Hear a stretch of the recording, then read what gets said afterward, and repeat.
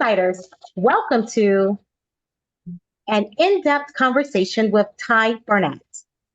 But I have a question for you. Are you feeling broke, busted, and disgusted? Well, look no further. The financial healer is here to share some financial and health tips on how to stop hemorrhaging money, being disciplined, and better stewards of your health and wealth. This amazing leader is here to make you cry in a good way, but then she'll dry your eye. So, are you ready to take control of your finances, become financially free, build a sound and financial legacy, create generational wealth, and live the life you desire? I tell you what, you're in for a real treat. This amazing lady has talked about when you think right, speak right, do right, things will flow right to optimize your financial health. This being beautiful woman, Dr. Wendy Labat, the financial healer, is here to share these amazing things. And she's also going to give you more of her background. So at some point, I'm going to stop talking here. So I want you to be able to listen and be open-minded because she comes with some great background. She's an amazing entrepreneur, a 501c3 nonprofit owner, network owner, and so many other things. Again, you're in for a real treat. So turn on your listening ears, remove the distractions that's in front of you, beside you, or behind you. Let's get it. Let's go. So I now introduce you to the amazing Dr. Wendy Labat. Welcome. Well, thank you, Miss Ty. I appreciate that. That was an awesome introduction. Now, I want your listeners to go ahead and get a pencil and paper if they have it, because there are a few things you may want to jot down. But if not, that's okay. But a lot of folks do like to, take a few notes. So, but I'd like to start with sharing my story, if I may. Absolutely. And that's exactly what I was going to ask you. Yeah, in your own words, can you please share some perspectives about your story? Well, I started my entrepreneurial journey over 4 decades ago, and I can't believe I'm saying 4 decades. I guess I was about 2 years old when I started. We'll take it. Time is flying. But I started an office equipment company with no business experience and very limited financial resources. And this was a time when there was no internet, back then there was no social media, and the only thing you could do with a cell phone was make an expensive phone call. And my clients were major corporations and government agencies. And in order to be considered, a viable vendor, you had to have, a brick and mortar office, employees, because, all this automation with an answering machine back then was like, you couldn't have that, even though that's all they have now. Right. And all the inventory, carry the inventory and all the overhead that goes with it. Because if you projected anything else, you were considered a mom and pop operation not capable of handling their business. And of course, I wanted the big business. So I did, I had the image, I projected the image, didn't know what I was doing. I was a rookie entrepreneur, but I looked good and I did, as far as my company. And during that time, I ended up, I suffered some what I call financial ills. I had anorexic income, obese debt, mindset and knowledge deficiency, and, spending addictions because, you wanted to have that image. But I was like, okay, Lord, eventually I did get the business and eventually, things went well. But in 2014, when the government mandated that we have health insurance, then I, diversified and expanded my business to include insurance and financial services. So I bought all the products and services I was selling to my clients because they were asking me, well, what do you have? Where's your money? And I could honestly say, what I had, where my money was. But in 2017, I was diagnosed with a very aggressive form of breast cancer. So I'm like, okay, breast cancer, you want to be aggressive? I'm going to be aggressive because I'm kicking your butt. You That's know, right. That's right. take me out. And really only because when I found out I had it, I had a sense of peace. So I wasn't trying to be all cocky before God said, hey, this ain't a death sentence. Once I've got that word, it's like, all right, breast cancer, you want to be aggressive, then hey, I'm going to be aggressive right along with you. But that aggressive treatment meant three chemotherapy every 3 weeks for a year. I Mm, had 5 surgeries. I had all, mm, CAT scans, MRIs, X-rays, mammograms, labs, drugs to counteract the side effects of the chemo. And my mind and body took a beating. mm, I had chemo brain, so I couldn't, remember what I wanted to say, what I just said, and what I was about to say. And I'm still not totally recovered from that. And wow. then I lost all my hair, my lashes, the eyebrows, and literally lost my finger and toenails. I mean, I had nothing. I didn't have anything. All I had was skin. I couldn't even clasp to, a necklace to try to close it. Oh, And, wow. I look like a skeleton with a layer of skin. But one thing I said, one good thing about all that is I saved a ton of, not having to get my hair done every week and, not having to get waxed and nail, pedicures and manicures. I look at it Oh now, my but back then gracious. it's like, but that was one saving grace. But when I finally rang that bell and, you know, was finished with the chemo and stuff, I ended up amassing about $1.5 million worth of medical bills. And thank God I practiced what I preached because my health insurance paid all that. Only thing I had to pay was All like right. $600, which was like my max out of pocket. Wow. And I'm like, thank you, Jesus. And not only that, all those supplemental policies and the coverages I got for Mm-hmm. as part of my marketing strategy that I never thought I'd have to use, they brought me in multiple six-figure tax-free financial shots in the arm. So I was able to focus on my recovery without worrying about money. Because, can you imagine having $1.5 million worth of medical bills plus your personal and business expenses Wow. and trying to battle, breast cancer too? I could have been ruined financially, but, God had another plan for me. So when I finished and I said, Lord, I'm happy, I'm healthy, I'm wealthy, I'm in my comfort zone, I am good. And he's like, no, I didn't take you through that journey and have you come out better than you went in for you to just Wow. be in that comfort zone. And I'm like, you didn't, because I was like, hey, I ain't trying to do all this other stuff.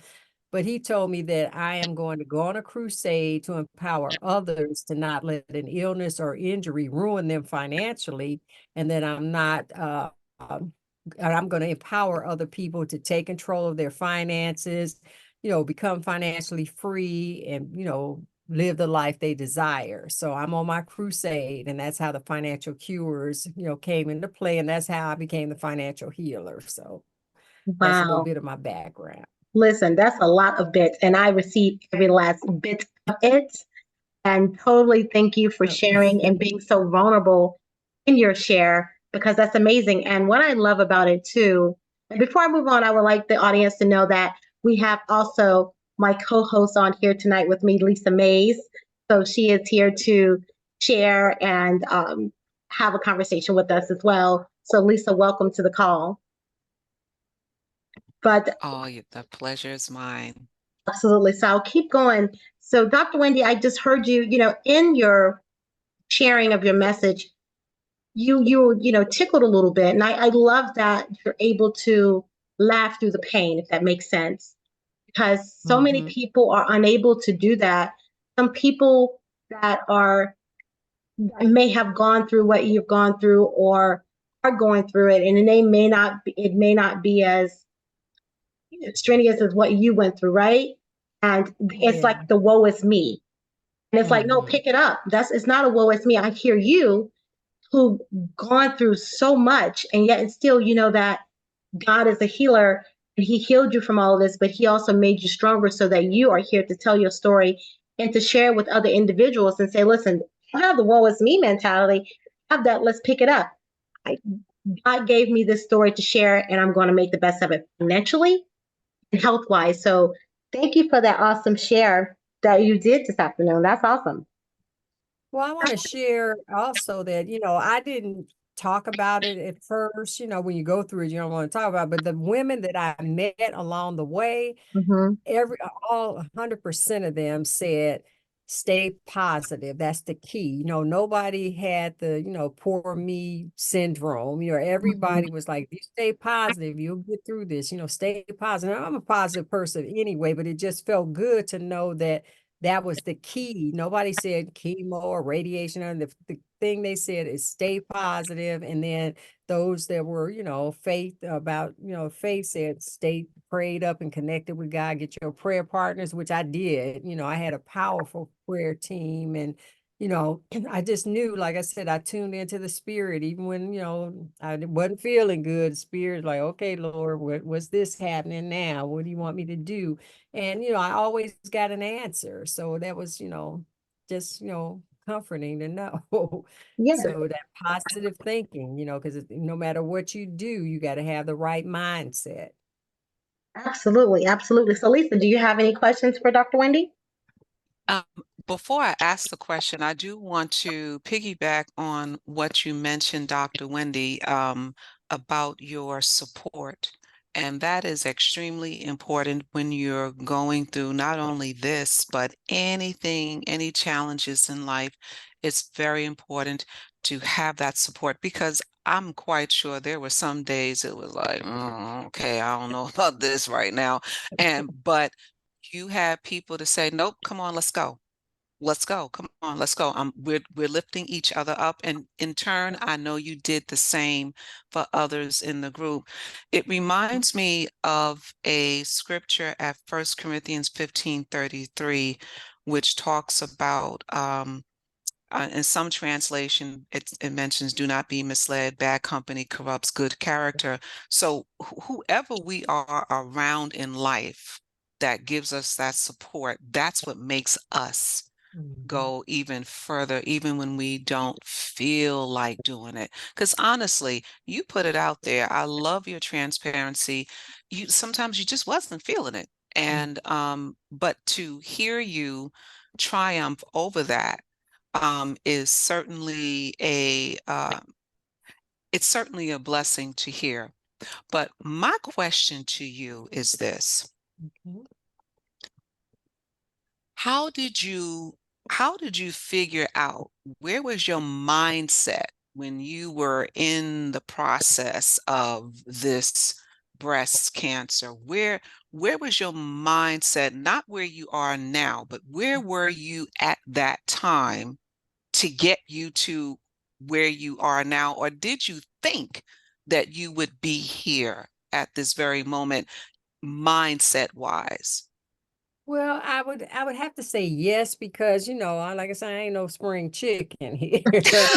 And I've developed a mindset over the years, especially being an entrepreneur. You're tested all the time. When you Hmm. know what you're doing, you ain't got no money and you're trying to get ahead, and things get rough, then you have to stay positive, because if you start, going a negative route, then like I say, when you think right, speak right, and do right, things will flow right. And I'm gonna tell this quick story. When I, had the biopsy, I had been, had the biopsy, and I went to the radiologist to try to get the results. And they said, well, you have to get it from your doctor, the ordering physician. So, I called the doctor's office and said, okay, the radiologist said that you had the results and I want to get my results. So the receptionist said, well, okay, you have to make an appointment. I said, well, okay, make me an appointment. So she put me on hold, and then the office manager got on the line and said, well, the doctor doesn't make appointments to give results. I said, well, how am I going to get my results? So she said, Right. you can come pick them up. I'm like, Mm, pick them up. I said, look, have them ready. I'll be there in 10 minutes. So I went to the doctor's office, picked up my, an envelope, sealed envelope, and I went out to the parking lot and opened it up. And that's where I saw, carcinoma. It's like, damn, that means mm, cancer. So mm. I was like, I didn't know what to do, because I didn't think it was going to be a cancer. I thought it was going to be just another, benign something. Hmm. And I was really pissed off, to be honest, and I wanted to go back in there and cut somebody out, but I'm like, no, I said, Lord, and that's when he gave me that sense of peace. I said, okay, Lord, what do I need to do? And I said, I'm not even going to deal with her and her, I'm through with her because, I see that ain't the person I need to be with. But I had a friend that had, who was a cancer conqueror. So I immediately called her and I said, girl, I just found out I got breast cancer. Tell me, who did you go to? And she gave me her doctor's number and I called the office and I told them, I just gotten a diagnosis of the biopsy and this cancer. So I asked, could I get an appointment with them? So she said, yeah, she wanted me to fax her the information. So I went home, faxed the information. And, she called me immediately when she got the fax and she wanted to get all my information about my insurance and all that. And they didn't take the insurance I had. But she said, look, we don't accept that insurance, but give me 5 minutes and I'm going to call you back. She called me back in probably 2 minutes and said, look, call this number, ask for this lady, and she's expecting your phone call. So it ended up being the number to the Emory University Winship Cancer Treatment Center. And I called and they made me an appointment in like 2 days. I was in there seeing an oncologist and I said, Lord, thank you, because I didn't know they Mhm. took my insurance and everything. And that was the best. I mean, I loved it over there because, nobody in my family had cancer. I didn't know what to do. And that was just, but I was really upset about the fact that the doctor never called me even till this day. Well, they called me a year later, want to know if I wanted to come in for a physical. I said, look, y'all need to take me out of your system. I see, Yeah. I'm not dealing with y'all. Mm-hmm. Mm-hmm. And Mm-hmm. and I'm like, how can a doctor know that? I know she had to know I had the cancer because she got the results before I did. And I Right. never heard from her or her office until they were trying to get me to come in for another physical the following. It's like, don't even think. And I don't even remember her name because I got her out of my system because I said I Mm-hmm. got important things to deal with and I ain't got time to be dealing with her. But that Wow. was, I thought I'd bring that up. Yeah, and I like that because again, you were saying that you sought help from a cancer conqueror. I love that Mhm. expression. Mhm. And if someone you want on your team is not supporting you, and that could be doctors, and I'm not speaking ill of any doctors because I have friends who are doctors, but at that moment when you're going through something catastrophic in your life, something that's radical that's coming to you and you don't know where to turn, you're looking for that support. So Mhm. if they're not giving you the support that you need, you have to fire them and go find someplace else to go, in Right. which you did, which was great. You didn't sit back and say, well, oh well, woe is me. And you want to attack this, you want to get this taken care of right away. So um that's really, I think that's really important for anyone going through anything. When you are feeling like you're feeling this dread, this sense of dread, while you're feeling this sense of dread, just move at the same time so you can take care of yourself. At Mhm. the same time, take care of yourself. And sometimes that can be a bit difficult to do. And again, having people who are supporting, and when I say people, I'm not talking about 10, 20, 30 people. You could have five, four, three, two, or one person that is there for you, that got your back and saying, nope, come on, let's go. We ain't got time for none of this to be feeling sorry for ourselves. I know it's just going to be tough. I'm here with you. And that is friends, family, medical staff, anyone who is there to support you in hearing and forming groups and hearing their stories, not just woe is me stories, but to be able to connect with them so that you can be a source of encouragement to them as well as they are a source of encouragement to you. Um, since you said earlier, Dr. Wendy, that you are not a spring chicken, if you don't mind, Mhm. in 2017, when you had breast cancer, may I ask how old were you approximately then? 60. Wait a minute. What did you say? 60. Oh, I And heard what you guys, said. you see that picture. You guys see that picture, but she looks good. Oh, Dr. That Wendy. picture was Phenomenal. from last 2 years ago. That It was doesn't two matter. years ago. Still Dr. looks good. Wendy. Dr. Wendy. Dr. Wendy, let me tell you something. My God. I would I would never have guessed 2017 you were 60 years old. Wow. And Wow. that Wow. picture is when I turned, that was my 65, for 65, that was my photo shoot when I turned 65. Oh, Gorgeous. beautiful. Beautiful. Gorgeous. Beautiful. Yes, yes, yes. Gorgeous. So at that time, you were the only, and I heard you say you were the only one in your family that had breast cancer. So how did you discover it?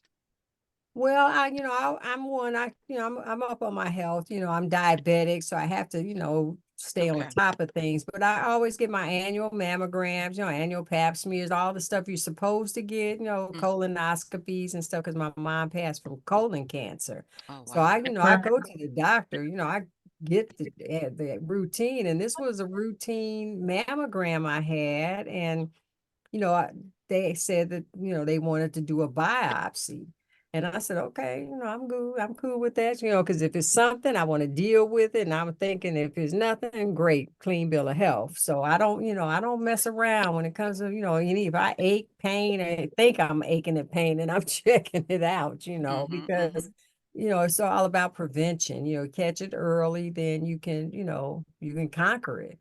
And I wasn't expecting that diagnosis, but the fact that I got it, it's like, okay, we got to deal with this. I can't, just, like I said, I don't have time to be sitting back. And plus, this was a time when I was in the final stages of getting my doctorate degree. Oh, And I wow. was, I mean, fortunately for me, I had to do my oral defense. And one of the ladies on my committee, she was a breast cancer conqueror. So she kind of understood, what I was going through. And I had some serious chemo brain then, but it worked out because I knew what I was talking about. It took me a minute to get it all out, but I had worked on, I knew my stuff. And my chair, he was cool. He knew, because I think his mom or something had breast cancer, so they could relate to, what I was going through. So Mhm. it was, it was a blessing. Wow. Yeah. So we can kind of pivot a few minutes and we definitely can come back and do some more sharing of tying it into health and wealth and things of that sort. But you talked about earlier about image, right? And image in your business. And so how relevant is to make sure that your branding and your image in your business? And this is leading into the conversation of you being an entrepreneur. Well, it's crucial. And the new term is branding. Back in the day, it was your reputation. Because if you Uh-huh. didn't have a good reputation, nobody's going to refer business to you. And, your reputation could be ruined if you didn't do the right thing. It doesn't mean that you had to be perfect in everything you did, but you had to be a person of your word. If you said you were going to do something, do it. If you can't do it, go back and say, look, I can't do it. Don't leave people hanging. And Mhm. that's the same with, it's branding. Back then, entrepreneurs, we didn't talk about branding. We think branding, you think of Coca-Cola or something like that. Right. You weren't thinking Right. about an entrepreneur. But now it's all about the brand. Even if you're a startup, you got to develop a brand so that you can Mhm. stand out because there's a lot of competition. But, Right. but that's key. And the brand is more than your logo. That's right. Yes, it is. Yes, it is. You have to be your walking billboard. Mm-hmm. Absolutely. Now, somewhere else, you had shared a conversation with someone, and you talk about how the book Rich Dad Poor Dad by Robert Kiyosaki had a significant impact on your entrepreneurship view. Please expound upon what was it about Robert's teachings that took a hold of you, help you be a better entrepreneur. Well, for one, I read that book. I think I was an entrepreneur probably about 15 years, maybe even 20 years. And I didn't even think, you think rich dad, you think Mm-hmm. money, but it's not about money. It's about the Right. mindset. And Mm-hmm. I open up all my talks with his quote. It's not about how much money you make, but how much money you keep, how hard your money works for you, and how many generations you keep it for. Mm-hmm. And I mean, you prepare for that. And as a community, we worry about how much money we make. We don't even think about keeping it. And my Mhm. friend, Dr. George Fraser, he said, most cultures prepare for 3 generations and we prepare for Saturday night. We got to Mm. stop preparing for Mhm. Saturday night. When he said it's like, that Right. is so true. Yeah. And that really, that whole perspective and, change in my mindset, it made a big difference. And it was really, it was eye-opening. I thought I had it together until I, read that book. It's like, damn, I don't really know nearly what I need to know. And I'm That's not it. thinking really the way I need to be thinking. But, yeah, that was a pivotal aha moment after reading that book. Right. Now talk about the importance of financial healing because you have books, you have tons of books, right? And you have your network show that you have. So share the importance of financial healing and also your process with insurance and things of that sort. What does that look like? Okay, well, first I want to kind of clarify some things. People confuse and conflate financial health with financial literacy. Mm-hmm. But you can be financially literate and still have poor and sometimes even fatal financial health. Mm-hmm. There's a lot of emphasis on physical health and mental health. And since the pandemic, even social health, we didn't talk about social health before the pandemic, but nobody was really talking about financial health, and even now, they'll talk about financial literacy, and we do need financial literacy. Don't get me wrong. You need to Right. know it works, but you have to, it's just like, with your health, you're supposed to eat right, exercise and all that. But when you go to the doctor, you 50 pounds overweight, you got diabetes, high blood pressure. So, your health and, knowing what to do is like financial literacy, but doing what you're supposed to do is like financial health. So, Mm-hmm. you can know it, but if you don't do it, what good is it? That's right. That's right. Absolutely. So, Mhm. and Lisa, do you have any questions for her on that? Nope, not yet. Okay, good stuff. So, who were your influences in particular that made an impact on you becoming an entrepreneur and woman leader who you are today? Well, I'd have to say just the spirit, because I wanted to be a medical doctor. So, I graduated high school early, at 16, went to college and finished in 4 years, which now is unheard of. Nobody's finishing in 4 years. And then, I applied to medical school. I had gotten married, and that kind of changed a few things, but I applied to medical school and got rejected. And I'm like, I applied to about 10 medical schools, and it was a year of the Bakke decision. I don't know if you've heard of that. Is a Mm-hmm. reverse discrimination where a white guy got rejected from medical school because of the set aside for the minority students. So it was a big lawsuit. And I was in California at the time. And a lot of schools I applied to were in California. So that just threw that all out. And, I had some issues as far as, my grades and stuff. I had always been a good student, but there was a time, especially during the time I was taking the MCAT, my father-in-law had gotten murdered. So it kind of threw a monkey No. wrench into the whole, thing. You kind of go through some changes. But anyway, I didn't get accepted and I was devastated. I didn't have a plan B. And then I went to grad school, got my MBA in healthcare administration. And when I was finishing that up, one of my professors said, well, do you have a mentor to pull you in? I said, well, no. I don't have a minute. He said, because, there are a limited number of hospital administrator positions. And if you don't have somebody that's going to pull you in, you're not likely to get one of those. I'm like, damn, now you tell me here. I'm, fine, about to graduate. Now you tell me, Right. So I'm like, okay, but I didn't know what to do. But God had other plans. He said, you're going to be a doctor, but it's just not going to be a medical doctor. And Mm-hmm. put me in business, with no experience, no money. Matter of fact, I was going through a divorce when I ended up, starting the business, and it all worked out. I had made plenty of money back in the day, but I didn't like what I was doing. I hated what I was doing. But when I loved what I was doing, I wasn't making any money. So I said, well, I can hang in there. I can, you know, be an entrepreneur and not make any money for a while. But right when it really got rough is when I started making money. So, God works it out. When he gives you a vision, he gives you the provision to see it through. So I'm a firm believer in that. Absolutely. So that pivots us into talking about you being a founder, CEO of a Sin Foundation. You're a 501c3 nonprofit for, how you empower disadvantaged women. So can you share more about that? Yeah, that is something I started. I think, matter of fact, I think I got the 501c3 status in 2014.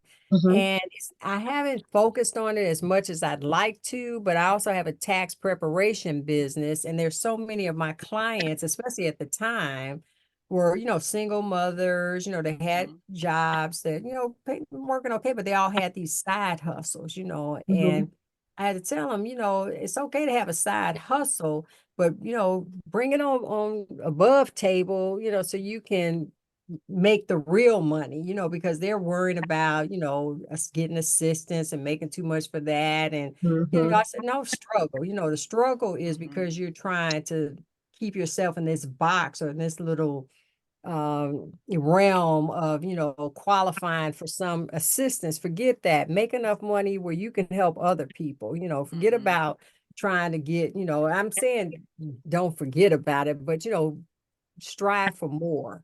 You get that mindset where you want to, qualify for this, qualify for that, but you're limiting yourself from really getting, a bigger piece of the pie or really, blowing up because, that side hustle is really what you need to be doing. That's where you're going to get the blessings. I'm not saying quit your job, and I'm saying prepare to build this business so that you can quit your job. So that's where the Ascend Foundation came in because the women need to know, nobody's teaching us that. Nobody's showing us that. And people aren't taking, folks under their wing like they should. And I really got big plans for Ascend. I haven't got, nearly to where I want to be. But like I said, it's all in God's time and it's coming. He's coming. So forward to it. Absolutely, absolutely. So you actually spoke about, single moms. So do you do any conferences or, you have a platform where you talk to single moms and possibly even single dads, or is it more so for single moms?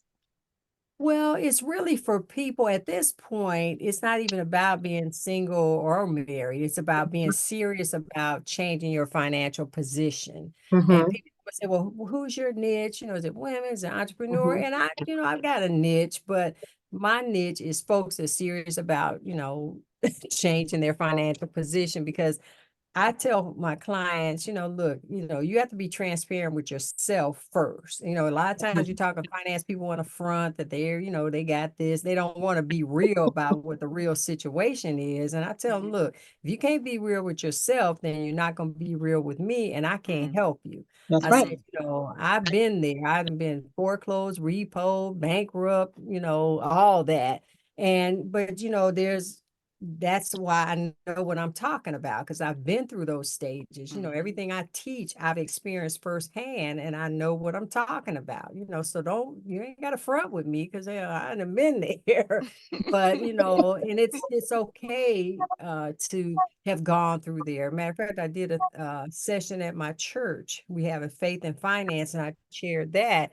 And a lady came up to me. She said, what do you think about bankruptcy? I said, well, girl, you got to do what you got to do, but let's take a look at it first. You don't always have to file bankruptcy, but it is a tool that, people have used for years to, take that stress off. I said, but don't just jump out there and file bankruptcy just because you're getting a few collection calls or something like that. Let's talk and let's see what your real situation is, and then determine whether or not bankruptcy is a solution. Absolutely. But yeah. Wow. But So now, yeah. as a best-selling author, and you pick, Pink Ribbon Conqueror Award winner, you've done so much. What inspired you to write all of these books and also to get on network television? Everything that you've been through, you just kept it pushing, as I stated earlier. So, what inspired Well, I'm you gonna to do tell that? you, I had people saying, Wendy, you ought to write a book. You ought to write. I said, I'm not writing a book. My PR person said, Wendy, you ought to write a book. It's like, I am not writing a book. And, because, I had been doing, I wrote my doctoral studies. Like, I ain't writing a book. But then the Spirit said, you're going to write a book. And he said, matter of fact, you're going to write a book series. So I have my Financial Cures book series, which it right now has 2 books. It has, the first one is Diagnose Your Financial Health. And the second one is Optimize Your Financial Health. And my Yes. third is coming out at the end of the year, Protect Your Financial Health. So that's my book series, but I'm in like, I think 14 or 15 anthologies, where you write a chapter in a book. And, that was fine. I did that first before I actually wrote my own book. But then, after a while, it's like, I'm tired of anthologies. Not that, I'm tired, but after a certain point, you want to focus on your message, just in my own book series, because that's what the Right. Spirit's telling me to. So that's what's inspired me all the time, is that, I don't do anything unless the Spirit says do it. I'm if God says be still, I'm gonna be still. If he said write a book, I'm gonna write a book. If he said write a book series, I'm writing a book series. He said, have the TV show, I'm having the TV show, because all that is Spirit led. It ain't me. So I'm giving Obedience. the honor, I'm giving the honor to God and the Holy Spirit. Absolutely. Now, Lisa, do you have anything else for Dr. Labat? Yes, I do, but I don't want to jump ahead as of yet. First of all, you mentioned earlier, Dr. Wendy, that you said about folks perhaps taking notes. I hope you all are listening, and I hope you all are taking notes. I said you need to take notes. You need to take notes. Very important. And I hope I'm not jumping ahead too much, Ty, but Okay. Dr. Wendy, in my talking and speaking with you just the first time, I don't know how we got on the subject, but if you don't mind sharing with the audience, the reason why I asked for you to share it with the audience, because you heard about the lows. You heard about your lows. You also heard about the highs. They also heard about the highs, but there is something else that came along on your journey that you shared with me when I first spoke with you. And that was, you had to get something done with your heart. Yes. And that is so that, it tells you how God looks out for a sister. Now he ain't through with me yet. I had, like I said, I'm diabetic, so I always get my eyes checked and, pupils dilated and all that. So I ended up having some issue. The guy said I had a wrinkle on my retina on my left eye.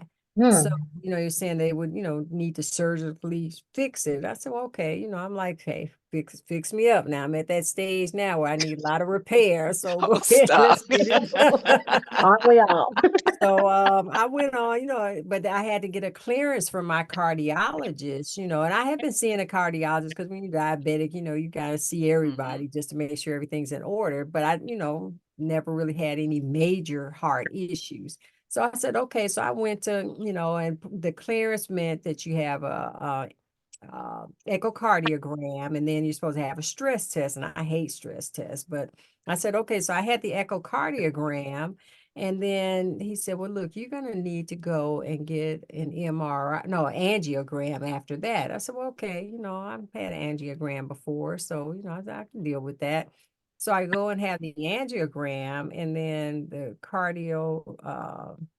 I don't know if he was a surgeon or not. I think, just a cardiologist over there at Emory. He said, well, okay, based on the angiogram, we need to do an MRI. I said, well, okay, let's do the MRI. And when they did the first MRI, they said, okay, we need to do one with contrast. I said, okay, let's do it. So once they did the one with contrast, he never really told me what the issue was. He said, let's get all the tests first, and then we'll, see what the big picture shows, and then we'll go from there. I said, okay, let's do it. So when he got all the information, he said, well, look, we see some aortic valve stenosis, and it's, it's pretty, serious. You need to, let's we need to, do a valve replacement. I'm like, okay. He said, we don't see any blockage or anything like that. So there's no stent involved. It's just replacing that aortic valve. So I said, all right, then. And he said, you can, I did some research, and, I said, okay, I can do the transcatheter, which is just like the angiogram, but instead of, just shooting dye and everything, they would replace the valve. And he said, well, that's not an option for you. I said, what? Not an option for me. What you mean it's not an option for me? He said, well, because of the anatomy of your heart, not only do we need to replace that valve, but we have to do like some plastic surgery around the area to replace the valve, which means we got to slice you and crack you. That's the bottom line. He said like that, but the bottom line is that they had to, cut me and open my rib cage. Like, what the heck? What happened to the transcatheter method? Right. And he said, that's not an option. So I said, well, okay, and of course, I was willing because, I got this sense of peace, like, hey, this is what I got to do. I'm going to do it. And, I was like, okay, but at the time I had my book was going to be featured on the Jumbotron in Times Square in New York City. And then I was speaking in New Orleans. I was like, well, shoot, I got stuff going on. When can let's get this done so I can get on. He said, well, it's not that kind of surgery that you can just have and just move and travel. He said, you're going to be down for about, really 6 months. He said, but you can't drive for like 90 days and you can't fly. And I'm like, well, nah, I got this stuff's already on my calendar. I'm thinking about all the commitments I've made. But then, my cardiothoracic surgeon, I love her. I love her so much. She said, well, look, go ahead and do your travel, go to New York, go to New Orleans. And then when you come back, we're going to do surgery. And then that way you'll have that off your plate and you can, recuperate like you need to. I said, well, that makes sense. I can do that. But in the meantime, we're in New York. I'm huffing and puffing, trying to, we walked everywhere because we stayed, right there in Times Square. And, we went to see Hamilton and, the Jumbotron was right outside the hotel. So, it wasn't far, but still, with that stenosis, she was saying it's serious, but it's not urgent. So that's why I could take the time to take the trips. But in the meantime, I had to huff and puff. We take, going, trying to go shopping and all. I had to sit down every few minutes like that. I had to realize I was having these kind of issues. But thank God, everything worked out and, the surgery went well. My scar is healing pretty good because I thought I was going to have to get a tattoo or something. But, she minimized the scar instead of it being like from my neck down to my navel. It's only about 6, maybe 7 inches. It's not keloid or anything. And once I recovered, we went to DC for another little event I had had already scheduled. And I walked from the African American History Museum all the way to the Lincoln Memorial without even huffing and stopping. I went up the stairs. I'm like, okay, this surgery was all right now. Yeah. They call me the bionic woman. I was just going to say that. Yeah, I was just going to dub that for real. And if you don't mind sharing, how long ago was that surgery? It was back in July. Wow. In July. Mm-hmm. Beautiful. So, Wow, wow, wow, wow. Just to hear you speak on that. That's what I wanted for sure to share with the audience as well. That and I know we're going to get more into more of the health, but in that during all of that, I'm listening to you while you're saying, hey, wait a minute, I got to do this, this, this. You stayed at the forefront of, listen, I got to get this done first. I got to get this done right away. And so you were able to accomplish your goal going to New Orleans and going to New York. And like you said, at the time when you went to New York, you kind of, you walked a little bit, then you kind of sat down and you huffed and puffed, but you were there. And so you were able to still fulfill your goal. And to me, I think, Yeah. her obligation, exactly. And to me, I feel that that's of a different mindset, because some people would have said, well, okay, let's just go through the surgery. Either one would have been correct, but you decided that this is what you wanted to do before you had it done, because you knew that there was time that you needed to like sit down, and you were going to sit down, yeah, and recuperate, because you already knew. So kudos to you in that, and having that that gumption. So again, to everyone in the audience, I'm saying to you, y'all better be taking notes. Again, And I have to very credit my cardiothoracic surgeon because, you know, when I was going to, you know, get the surgery, go, but then, you know, her and her partner, they both said, this ain't the kind of surgery you can just jump up and go get on the plane. You can't fly. Because, you know, Right. it's a recovery period. I'm like, Yep. okay. But Mhm. I believe in recovery, especially after the cancer. You know, you got to give your body time to come back to life. And when she suggested that I do the trips and then have the surgery, it's like, yeah, that makes sense. You know, that way I don't have to worry about all this stuff. I can really take time to, you know, get my body right. So, matter of fact, she's asking me to speak at a convention for cardiologists coming up Oh next my month. So I goodness. mean, you know, Wow. based on my experience with her, and like I said, I love her. She's awesome. Well, if Oh, you're able to beautiful. share where that, if it's local or even if it's away, be able to share where that conference will be, and if it's open to the public where people can actually attend, you're more than welcome to share it here so we can fill the seats more if it's not filled Well, already. it is in Atlanta, but I don't think it's necessarily open to the public. Got it. You Hmm. know, it's an organizational, you know, conference for Mhm. cardiologists, and you know, and I'm sure there are costs and everything involved. Not Right. that I wouldn't want folks to come, but you know, it's Right. really, you know, I guess In high cardiology comps. Yeah. type. Mhm. Conference. Mhm. Yeah. Mhm. Understood. Okay. Understood. Mhm. Yeah. So if we pivot on about, are there any tidbits or advice you can give individuals listening this evening about just about financial health and then about health in general, how they can be better and do that better financially and health wise? Okay, I do want to talk about my 6 ways to stop hemorrhaging money Yeah. because that kind of sums it all up. Mm. Hmm. And the first way is, you know, the mind. I talked about the mindset and knowledge deficiency. You know, I'm working on a master class I'm going to be launching, I guess, in June. And it's the first key to whether it's, you know, finance, health, or with anything is your mindset. You know, my little first step is unlocking the billionaire mindset because you know, I'd like to say if you reach for the moon, you'll land upon the stars or whatever. So I say reach Hmm. for the billionaire status. And if you just want to be a millionaire, or even 100,000-aire, you know, you got to have that mindset for it. So Mhm. that's the first step.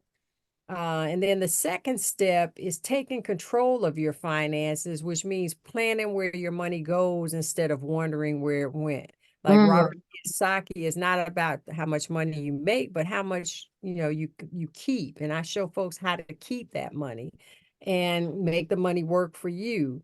And then the next thing is the proper protection. And my story is the perfect example because Mhm. 60% of bankruptcies are due to, financial or health medical bills. Hmm.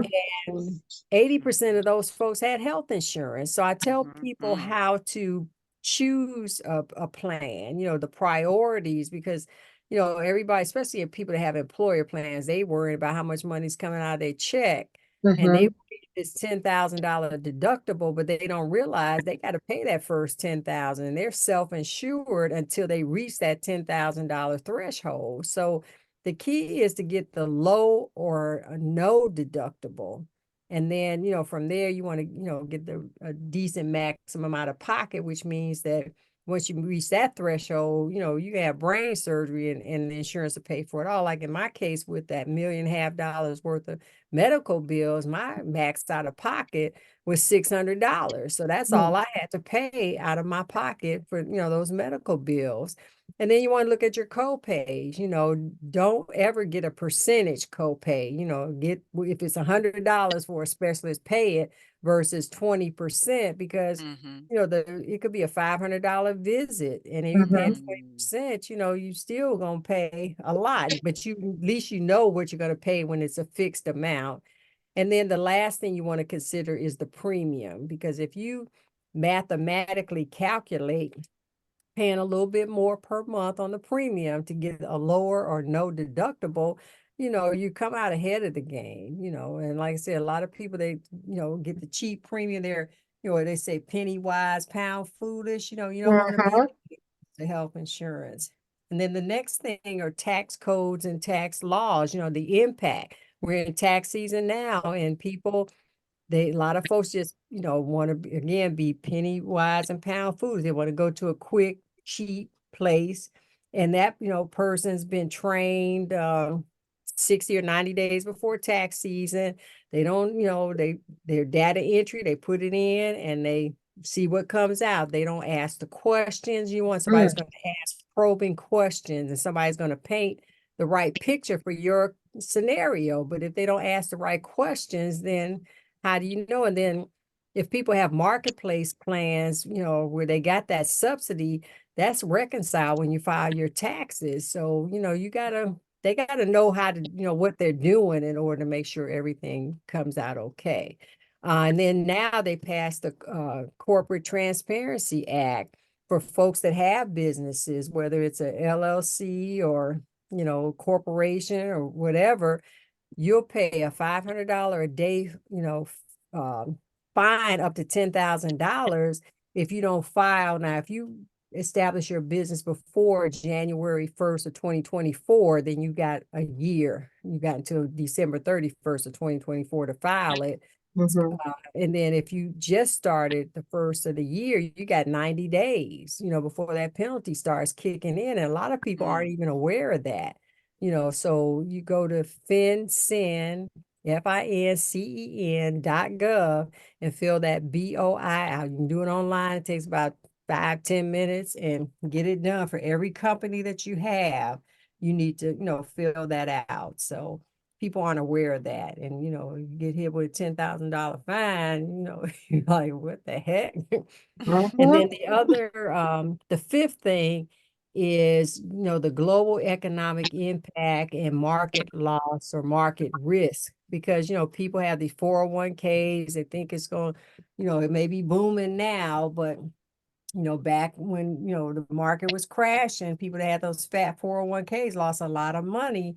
And they don't really realize that being in the market, you got to monitor that yourself. You don't want to Right. just let, whoever's handling it just take their word, or even not even have them keep you informed on what the market is doing. And, it's a risk, and you have to understand that. And people start retiring and they don't realize that that money it was tax-free when they put it in, is taxable when they take it out. So, you have to understand the impact of that.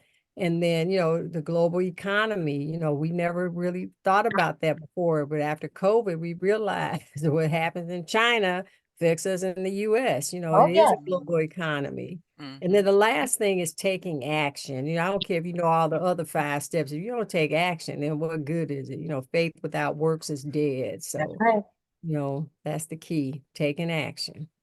Good stuff. Well, I definitely thank you so much for all of your amazing shares tonight. And we're definitely going to have you back so we can continue to learn more about what you're doing in all of your endeavors and all your greatness that you're doing. So, can you tell us, Lisa, before I have her share on where people can find her books and, book her for any conferences or anything of that sort, and just reach out to her and follow her on her socials, etc.? Do you have any more questions for Dr. Wendy?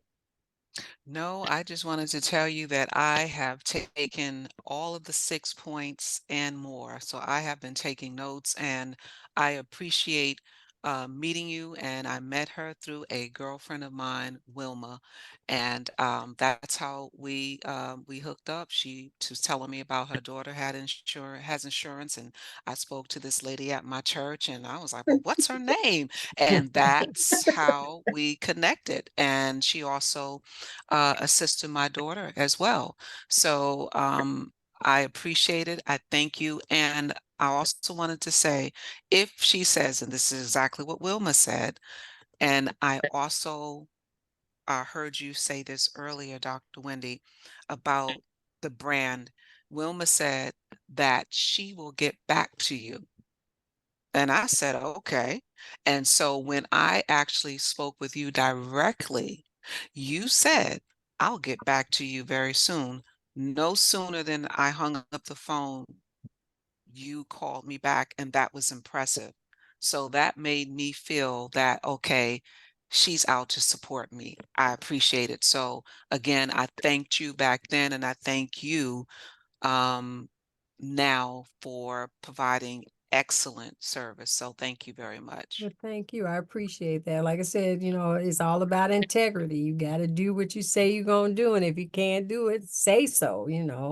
So I'm a firm believer in that. Well, Appreciate it. Appreciate I it so love much. that. And Lisa, thank you for bringing Dr. Wendy to In Depth with Miss Ty Barnett or Hindsight Media Radio 103.5 FM, where there's always something good to talk about. So, listeners, again, I hope that you took something away from this night. Well, it's not that I hope, I know you took something away. Now you have to be accountable for the actions, like Dr. Wendy stated in 6 points.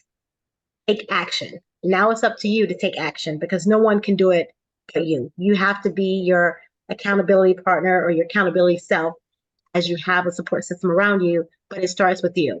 So make sure that you're taking action in everything that you do. And you have no excuse. Hearing Dr. Wendy's story, listen, everybody needs to get up and go work right now. Go work on your finances, go work on your health, go to the doctor, get tested, and look at her tidbits and her points and everything. So I finished that off with Dr. Wendy. Please tell our listeners where they can find you at, where they can follow you at, and how they can book you so that they can become better individuals, better entrepreneurs, and better fiscally responsible in their life. Well, first I want to give everybody the URL for my show because I have 2 seasons. We're about to film season 3, and it's Financial Cures with Dr. Wendy Labat, and it's at FinCures. That's FINCURES.com. And that's FINCURES.com. The first season talks more about your personal finances, and the second season is about business finances, branding, networking, those kind of things. This third season that we're filming in June is leveling up your finances, whether it's your business or personal. But I want people to watch those. It's free, streaming 24/7. And now we're live on Tuesdays at 11. So, if you want to go to Zandra TV network, you can do that. But I say stream it, because not everybody can be at 11 o'clock on Tuesday. But good information. And then I will give you my I guess I just give you my email address because I got social media tags and all that. At Facebook and LinkedIn is Dr. Wendy Labat. That's DRWENDY LAB as in boy AT. That's on LinkedIn and Facebook. And then at Instagram is DR period or DR dot Wendy WENDY dot Labat LABAT, or email me Dr. Wendy Labat at drwendylabat.com. All right. I love it. I love it. So again, everyone, you heard that. And in case you stepped away and you kind of missed it and you need to come back, please, please, please go tune in. As Dr. Wendy stated, dream, because that way you can listen to it over and over and over. You can replay it. And guess what? All of you out there, it's free 99. Free 99. So you have the access. You have no excuse to go visit FINCURES.com. Then, like she stated, the first season gives you a personal touch. Second season gives you a business touch. And then that third season is going to level you up, business and personal. So you have no excuse to be a better person tomorrow and for your future to come. So if you're struggling today, don't worry about it. Give yourself some grace. But Dr. Wendy has set you up tonight with some graces. Again, free 99, no excuse. So you make sure you have the key to the destiny.